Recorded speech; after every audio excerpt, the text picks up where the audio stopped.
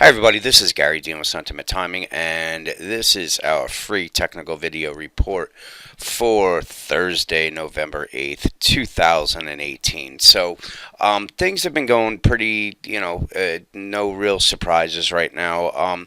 Really the big thing that I want to go over right now, it's going to have to do with our predictive analytics model, but it's really this is something that Woody has in his book, and it's that human beings in the markets make mistakes, and there's methods for measuring markets in order to take advantage of these mistakes. And that's really what our predictive analytics model does is, we measure that, this type of the mistakes that they make through using the time, sentiment, and technicals. And again, the time or the dates that Woody puts out to look for either a market top or a market bottom.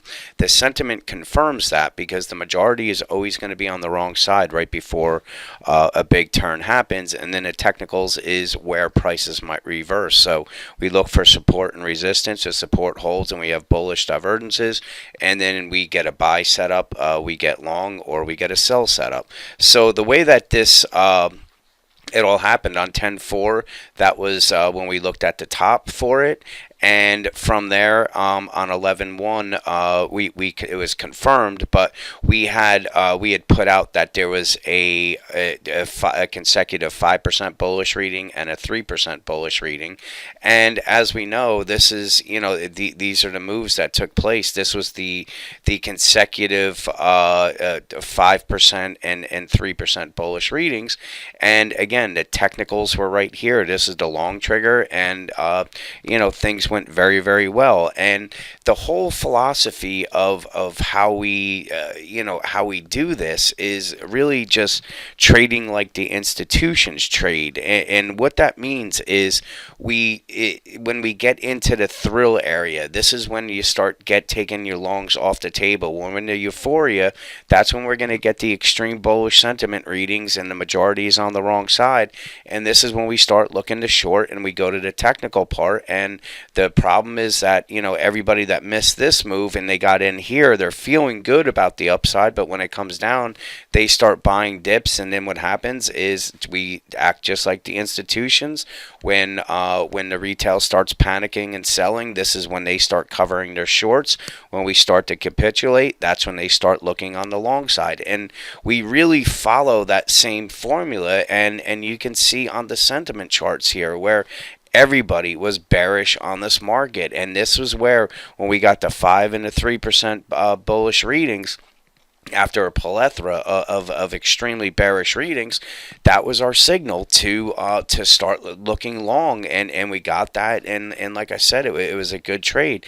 Notice here where people got bullish on this market here, and then they felt really good again, and from there they were all panicking, and that's really the way this cycle works, and it repeats over and over again. And this is our most recent chart. So everybody's bearish down here. We get a big spike up, and we get a 91% bullish reading. So people are now starting to look on the bullish side. So what does that mean? Most likely we are going to get some kind of little shakeout. Now, this isn't something that you want to short, but it's something that you don't want to be chasing the long side right now, and that's it. And if the market pops higher, then that's fine. You let it go a little bit. There's going to be a pullback. It's been a great move, but we don't really have any bearish divergences. So this move right here on the downside, what I've been explaining to members in the morning notes is that this is going to be most likely just a little consolidation,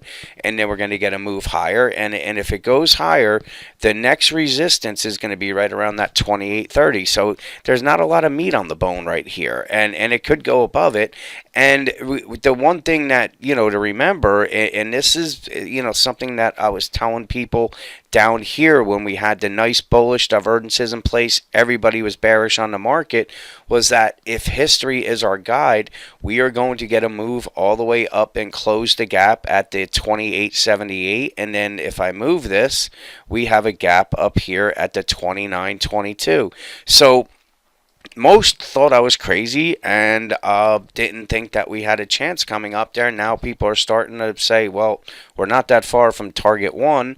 And if we're here, everybody's going to be bullish on the market because that's what history tells us.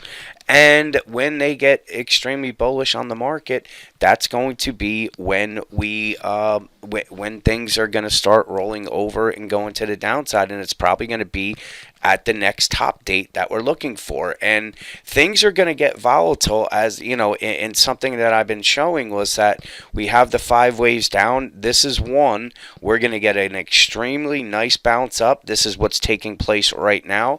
And once we run into our top date, I already know the situation where everybody's going to be bullish on this market. I know the reasoning, and that is going to set up where we get a quick move to the downside and maybe even test these lows before we head up again. And this is the volatility that we really need in this market to make money. And that's all we need when we're in a market that is that's just going straight up. There's nothing really to say. It's boring. There's not much to do. People make money by just holding on to it.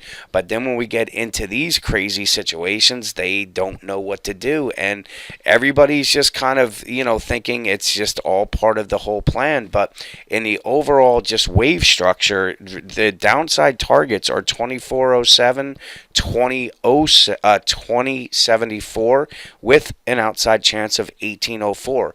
We have not seen that in the last 10 years. So it's something that people that have just gotten into this market, even brokers that have been in it, have not been in a market like this. And that's what makes it fun, because they're going to be getting panicking at the lows and buying at the highs, and that's where those are the mistakes that are made, and where money is going to be made on this. So right now we're in some resistance areas. I don't believe we're breaking through this 2831. That is going to be heavy resistance. So if the bulls do head higher and give us a bearish divergence, most likely it is going to be up at that 2833 level. From there, I would then anticipate that we come down, do some backing and filling. One of the support levels are going to hold. If they give us a chance to get down to that 2750, I think it's going to be a fantastic buying opportunity. But these bearish divergences and the extreme sentiment reading is saying don't be getting aggressive on the long side. But again, when you go back to predictive analytics model, time is on the bull side. So even though we have sentiment that hit a extreme bullish sentiment reading, and we have technicals on the short term that are saying that we have some bearish divergences, that is not when you want to short. And that's going to be the mistake that a lot of people make, is they'll take these little quick backing and filling moves to the downside to try to jump on the short side, and they end up getting their faces ripped off like we saw yesterday. And this is when you know where we are as far as the trend, because you know when the top is going to come. You use these as buying opportunities. And the good thing about our model in these dates that come out is they're usually anywhere from 3 to 6 weeks. We're not looking 3 to 6 months down the road. So you're able to make a lot of money on these moves in both directions, and that's the great part about it. So with that, this is probably going to be the last free report I get out. So have a great weekend and good luck trading.